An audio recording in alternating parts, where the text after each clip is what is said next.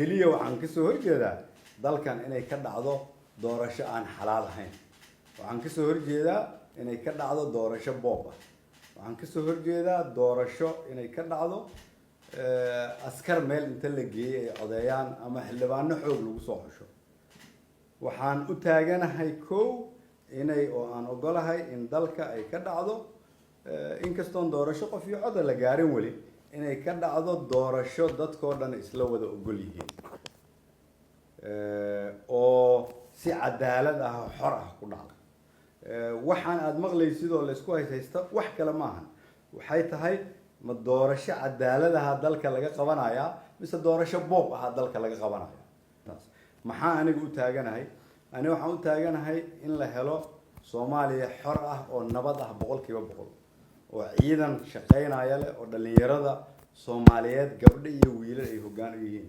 Soomaaliya leh dastuur dhameystiran oo dadka Soomaaliyeed ay iyagu wada leeyihiin. Soomaaliya leh dhaqaale dadka Soomaaliyeed noloshooda wax looga bedeli karo, dhinac caafimaad, dhinac bulsho, dhinac waxbarasho, dhinac shaqo abuur oo iskuulo iyo isbitaallo iyo jidad iyo buundooyin lagu dhisi karo.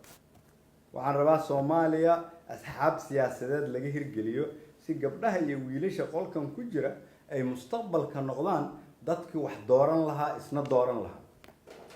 Soomaaliya cadaaladeeda aan digreeto lagu saxiixayn laakiin cadaalad heshiis lagu yahay ay jirto. Soomaaliya wiilasha iyo gabdhaha halkan ku jira ay u siman yihiin khayraadkooda iyo shaqadooda oo shaqaaleyntooda ay ku salaysan tahay cilmi iyo qofkee u habboon oo ay jiraan nidaam hay-adeed oo dadka Soomaaliyeed kala hufan. waxaan u taaganahay Soomaaliya adduunyadu ay ula dhaqanto wadan xor ah ku salaysan heshiisyo labadaas wadan ka dhaxeeya oo danahooda ku salaysan oo danta dadka Soomaaliyeed lagu matalo. ugu dambeyntii waxaan u taaganahay Soomaaliya ilaalisa dhaqanka iyo taariikhda ummadda Soomaaliyeed